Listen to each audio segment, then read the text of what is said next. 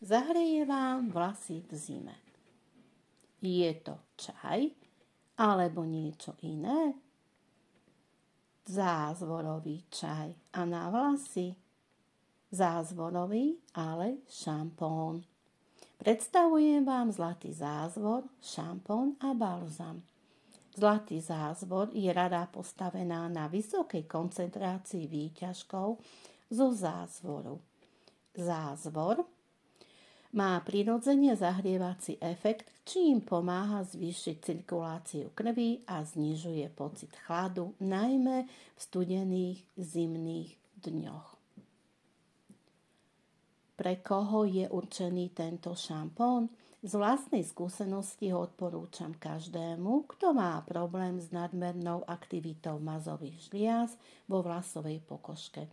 To znamená ľuďom s rýchlo sa mastiacimi vlasmi. Šampón odporúčam aj na každodenné použitie. Nanieste na vlhké vlasy, vmasírujte do vlasovej pokožky a opláchnite. Vlasy si umývajte šampónom vždy 2-krát. Tento šampón neobsahuje sulfáty. Ak bojujete s lupinami, používajte tento šampón a budete mať vlasy bez lupín.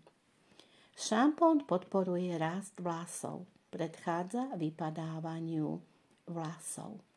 Nezabudnite používať vždy spolu šampón a balzam.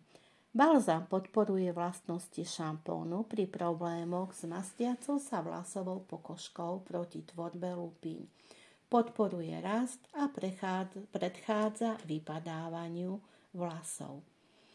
Šampón a balzam je vhodný pre mužov aj ženy.